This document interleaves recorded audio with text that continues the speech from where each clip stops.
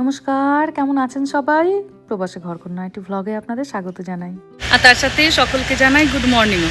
আজকে আমাদের বেড়াতে আসা শেষ দিন, প্রায় 12 দিন পরে এবার আমরা বাড়ি ফিরবো। সকাল এখন 10টা মতো বাজে, রেডি হয়ে গেছি সকলেই। 5:30টার সময় আমাদের ফ্লাইট, কিন্তু এখান থেকে যেতে হবে 4 ঘন্টা, ওই জন্যই এতটা আগে বেরানো। আর 4 ঘন্টা রাস্তা মানে তো মাঝে 1-2বার হয়তো আমাদের ব্রেকও নিতে হবে। একবার তো নিতেই হবে, বাচ্চা যখন আছে একটু রেস্টরুমে নিয়ে যেতে হবে। আর বাড়ি পৌঁছাতে পৌঁছাতে প্রায় নাকি রাত্রি 12টা মতো বাজবে। শনি রবিবার দুদিন এখন ছুটি আছে, বাচ্চারা একটু বাড়িতে রেস্ট নিয়ে নেবে, সোমবার থেকে শুরু হয়ে যাবে স্কুল। অসম্ভব সুন্দর কাটলো বড়দিনের ছুটিটা। যতটুকু যা নিজে দেখেছি নিজের চোখে, চেষ্টা করেছি আপনাদের সাথে তা ভাগ করে নেওয়ার। এটা ছিল আমাদের হোটেলটা। আজকে আমরা এখান থেকে চেক আউট করলাম। আর ওই যে দেখছেন বড় ভ্যানটা, আমাদের তো ওই ভ্যানটা খারাপ হয়ে গেল। এই যে এই ভ্যানটা দিয়ে এই 15 সিটারের ভ্যান পাওয়া গেছে, কিন্তু ওটার কোনো ট্রাঙ্ক নেই। তো ওই জন্য আজকে আমাদের আবার আরেকটা গাড়ি বুক করতে হলো, আরেকটা RAV4। এটাতে আমরা যাব, কিছু জিনিসপত্র 4টে লোক বেরিয়েছে, আর ওখানে যেটা ধরুন আমরা বসতাম সেই সিট দুটো খালি হয়ে যেত, ওখানে আবার ওদের জিনিসপত্রগুলো বসে গেছে। যাচ্ছে ওরা চেক আউট করতে। চারিপাশটা আপনাদেরকে একবার দেখিয়ে দিই ভালো করে। আবার এই জায়গাতে কোনোদিনও আসবো কি আসবো না। কত যে সুপুরি গাছ, নারকেল গাছ, এত ভালো লাগছে দেখে। ভীষণ সুন্দর সাজানো গোছানো শহর এই মায়ামি। এখানে কিন্তু ফল কালার নেই, দেখছেন সব গাছ একদম সবুজ। রামা একবার গুড মর্নিং বলো। Good morning. গুড মর্নিং রামার ডাইনো। ওরে বাবা রে, আমি বসি। Good morning. Good morning. গাড়িটা তোমায় ডাকছে সময় একটু সব কিছু। 2 ঘন্টা পরে আমাদের প্রথম ব্রেক। 2-2.5 ঘন্টা পরে নেবো আমরা। খুব খুশি, নিজে বাড়িতে যে গাড়িটি চাই ওটাই পেয়েছে, কোনো চাপ নেই, কোনো স্পিড নিয়ে কোনো ঝামেলা নেই, সাইজ নিয়ে কোনো ঝামেলা নেই। You have to understand your strength and weakness. তোমার দুর্বলতা আর ইয়ে জানতে হয়। আমি খুব রুল ফলো করে ড্রাইভ করি, I am not a good driver. ওটা আমার স্ট্রেংথ, ওটা আমার strength। আর আমার উইকনেস হচ্ছে আমার ভালো লাগে না গাড়ি চালাতে। আমার গাড়ি চালাতে হ্যাঁ, আর আমার গাড়ি চালাতে আমার ভালো লাগে না। আমি ব্যাঙ্গালোরে খুব একটা গাড়ি চালাই, রাইট? তো আমি সেই জন্য চেষ্টা করি যেটা আমি খুব কমফোর্ট ফিল করি সেরকম গাড়ি চালাতে। তো RAV4টা আজ আমি 3-4 বছর চালাচ্ছি, আমি এটার সঙ্গে ইউজ টু। RAV4 আমার নিজের বাড়ির গাড়ি। I know everything. এই যে দেখুন, দেখলে মনে হবে বাড়ির গাড়িতেই চড়েছি। আমি সেটাই বলছিলাম যে RAV4 গাড়িটা দেখিয়ে, যে আমাদের তো আগের বড় ভ্যানটা নষ্ট হয়ে গেল, খারাপ হয়ে গেল রাস্তায়, ওই জন্য আমাদের আবার একটা ভ্যান নেওয়া হয়েছে। 15 সিটারেরই ভ্যান পেয়েছি, কিন্তু ট্রাঙ্ক নেই। আর এতদিনে ট্যুরে এসেছি, সবারই তো প্রচুর লাগেজ। তো আজকে সকালে ওই জন্য আপনাদের মানিকদা গৌরব গেছিল আর একটা গাড়ি তুলতে, নাহলে তো হবে না। আর যেই আপনাদের মানিকদা দেখেছে মানে RAV4, আর দ্বিতীয় কোনো কিছুর দিকে চায় না, আমাকে RAV4টাই দাও ভাই। সেটাই তো। এবার গাড়ি চালানো আমার খুব পছন্দের জিনিস না, চালাতে হয় তাই চালাই। দেশে কখনো চালাইনি, দেশের ড্রাইভার ছিল করতো, রাইট?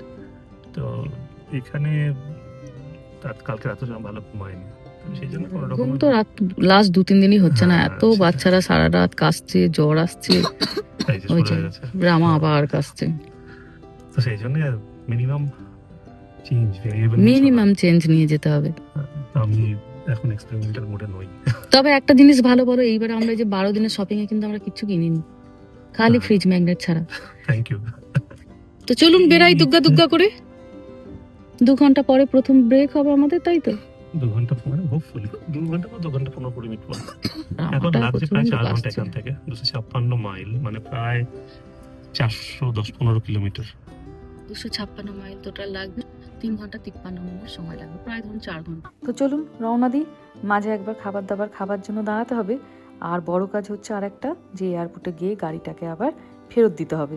এদেশে যেহেতু পাবলিক ট্রান্সপোর্টের অবস্থা খুব একটা ভালো না, মানে ফ্লাইট থেকে নামার পরেই আপনি ট্রেন বা বাস পাবেন না, তাই আপনাকে এয়ারপোর্ট থেকে নেমে আপনাকে গাড়ি নিয়ে নিতে হবে। আবার আপনি আপনার যতটুকু কাজ ঘোরাফেরা সব করলেন, ফেরার ফ্লাইট যখন ধরবেন তখন আবার এয়ারপোর্টে গাড়িটাকে ফেরত দিয়ে দিতে হবে। তো আমরাও আজকে সেই নিয়মটাই ফলো করব। এই 12 দিন আগে যখন এয়ারপোর্টে নেমেছিলাম একটা গাড়ি নেওয়া হয়েছিল, 12 দিন ধরে খুব ঘোরাফেরা হলো। আবার ফেরত যাওয়ার সময় গাড়িটাকে আবার তাদের কাছে ফেরত দিয়ে তারপরে আবার ফিরে যাব বাড়িতে। প্রায় 2.5 ঘন্টা মতো আসা হয়েছে, দিয়ে এবার আমরা এসেছি একটা গ্যাস স্টেশনে। গাড়িতে তেল ভরা হলো, কারণ রাস্তা এখনো অনেকটা বাকি। এসেছি এখন আমরা চিপোতলেতে দুপুরের খাবার খাবো। করলি chicken cheese quesadilla। Chicken cheese কেসারিয়া। চিকেনটা বলে দিয়েছিস তো? না। নাহলে আবার অন্য কিছু দিয়ে দিতে পারে।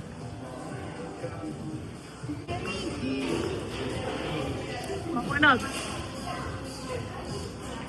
নে হাতটা নে, স্যানিটাইজার দেবে। You can make me good. গরম। বাচ্চারা নিয়েছে একটা কিডস মিল, ওদেরকে একটু করে আবার বিনসের তরকারি দিয়েছে। আমি নিয়েছি একটা চিকেন স্যালাড, আর আপনাদের মানিকদাও বোধহয় ওরকমই একটা কিছু নিয়েছে। মেক্সিকান খাবার খেতে খুব ভালো হয়, বেশ খানিকটা আমাদের ইন্ডিয়ান খাবারের মতো। টক, মিষ্টি, ঝাল, মশলার ব্যবহার সমস্ত কিছু আপনি এখানে পাবেন। লাগছে ওই জন্য খুব ভালো। কেমন খেতে এটা? এই কেমন খেতে?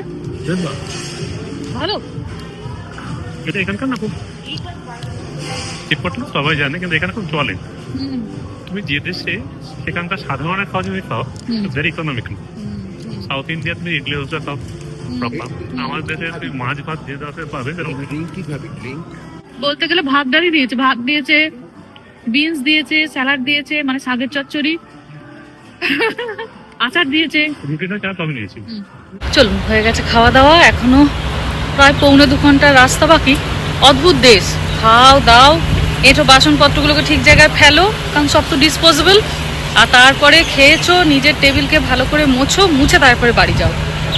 তো যদি আপনার বাইরে আসার ইচ্ছা থাকে, অনেক স্টুডেন্ট তো আমার ব্লগ দেখে, আপনারা বলেন, তো বাড়িতে কিন্তু এই অভ্যাসটা করবে। খেয়ে দিয়ে নিজে সিঙ্কে গিয়ে প্লেট বাটিগুলোকে রাখবে, নিজের খাবার জায়গাটাকে পরিষ্কার করবে।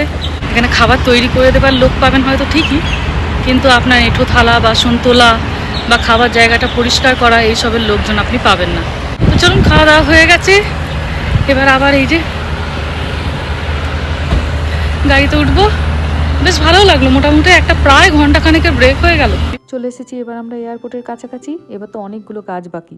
গাড়িটাকে ফেরত দিতে হবে, বড় বড় লাগেজগুলোকে চেকিংয়ে জমা দিতে হবে, সিকিউরিটি চেক আপ, তারপরে আপনাদের সঙ্গে দেখা করব। বাবারে, ছোটাছুটি করতে করতে আস্তে আস্তে হয়ে গেছে। কি লম্বা লাইন।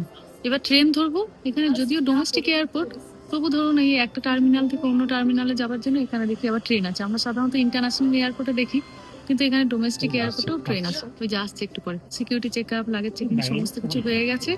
এবার হাতে এই হালকা ফুলকা জিনিসগুলো, এবার ট্রেন ধরে তারপর পিছু ওই টার্মিনালে। চলো, আর কয়েক ঘন্টার মাত্র বাকি, তারপরে পৌঁছে যাবো নিজেদের বাড়ি। হ্যাঁ, কি বলছো?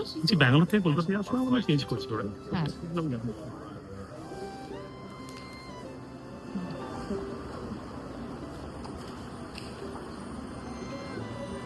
চলুন, ট্রেন চলে এসেছে, তাড়াতাড়ি উঠি। ওই দিক দিয়ে সবাই বেরাচ্ছে, সবাই বেরিয়ে যাবে, তারপরে ওঠার জন্য এই দিক থেকে রাস্তা খুলবে। চল চলো, ফ্লোরিডা টাটা।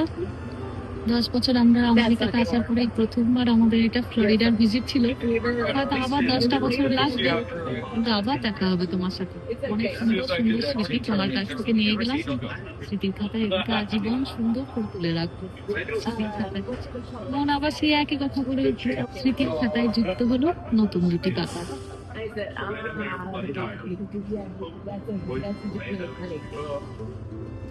ভীষণ সুন্দর, কদিন খুব ঘোরাঘুরি হলো, একদম যাকে বলে স্বপ্নের মতো সুন্দর।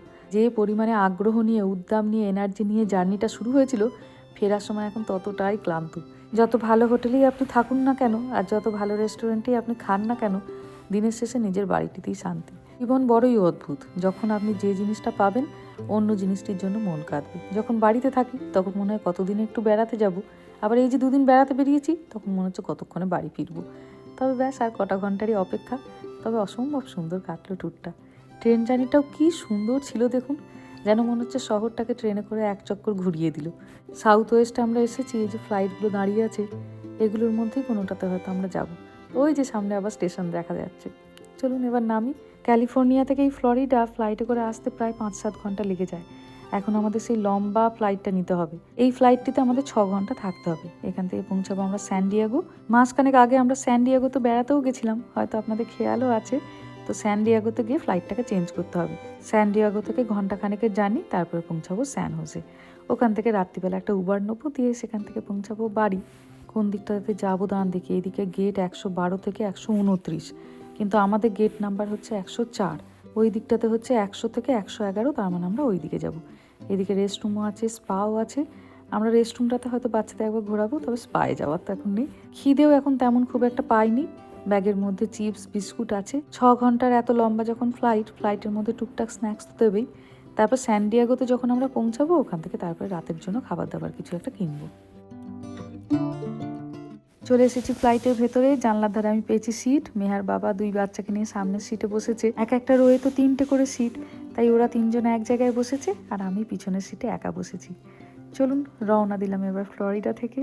কি সুন্দর এয়ারপোর্টটা দেখতে দেখুন। আমাদের ওই দিকটাতে খুব একটা আমরা এরকম নারকেল গাছ সুপারি গাছ দেখতে পাই না, কিন্তু এখানে বেড়াতে এসে এত চারিদিকে নারকেল সুপারি হাজার রকম ফলমূলের গাছ দেখলাম, ভারী ভালো লাগলো দেখতে। আর আকাশটার দিকে একবার তাকান, যেন মনে হচ্ছে কেউ ওখানে খুব যত্নে আবির খেলেছে।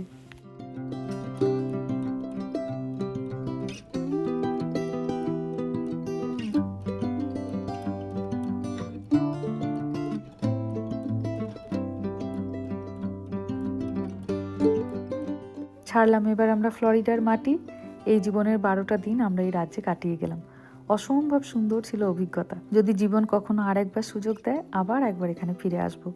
বেশ কিছু জিনিস এখনো দেখা বাকি রইল, তখন সেগুলো দেখব। তবে এবারেও যেগুলো দেখলাম সেগুলোও ছিল ভারী সুন্দর অভিজ্ঞতা।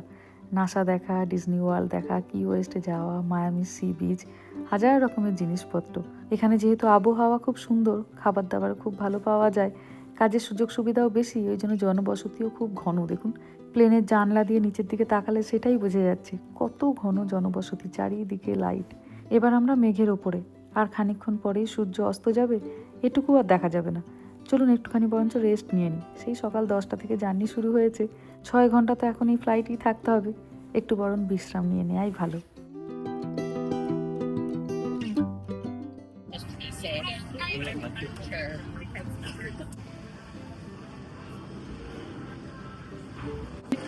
রাত্রি এখন প্রায় 9টা। এয়ারপোর্টের বেশিরভাগ দোকানই বন্ধ হয়ে গেছে। ম্যাকডোনাল্ড ছিল এখনো খোলা, ওই জন্য বাচ্চাদের জন্য টুকটাক খাবার দাবার নিয়ে নেওয়া হলো।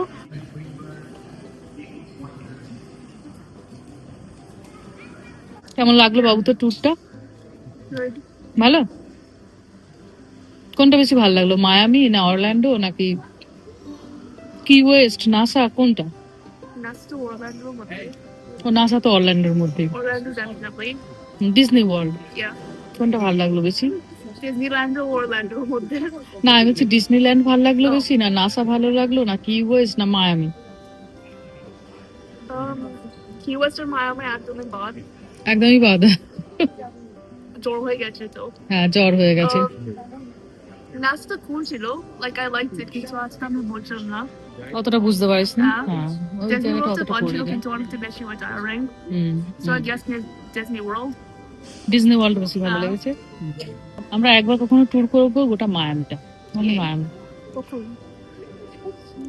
তুই কলেজ যাওয়ার আগে।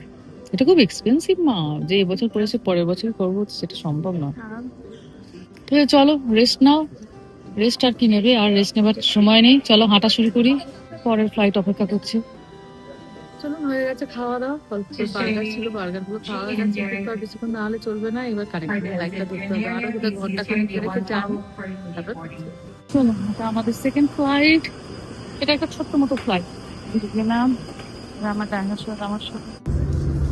All right, ladies and gentlemen, we're going to be dimming the cabin lighting. If you button with a light bulb above you, go ahead and find. পৌঁছে গেছি আমরা এখন স্যান হোজে এয়ারপোর্টে।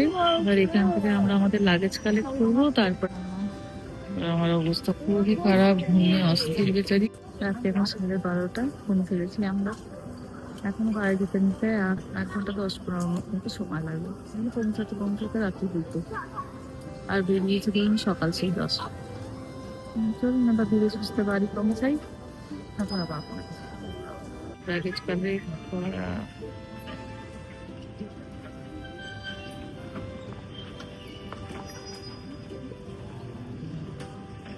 কি ঠান্ডা ক্যালিফোর্নিয়ায় বাবারে।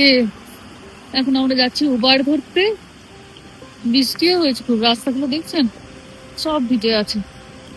এটা স্যান হোজে এয়ারপোর্ট। চলো মা চলো চলো চলো চলো তাড়াতাড়ি চলো, ফাস্ট ফাস্ট। গাড়ি চলে আসবে, গাড়ির মধ্যে হিটার চলবে আর তোমার ঠান্ডা লাগবে না, তাড়াতাড়ি চলো।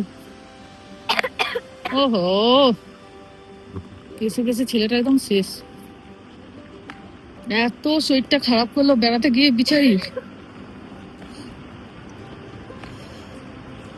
এই দিকটা হচ্ছে উবেরের ড্রপ অফ পিকআপ। চলো চলো চলো চলো, তাড়াতাড়ি চলো, তাড়াতাড়ি চলো।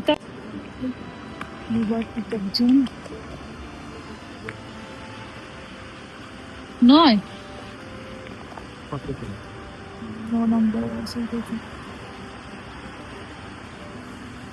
চলুন, এই যে চলে এসেছে আমাদের গাড়ি। রাত্রি এখন 12:30 মতো বাজে।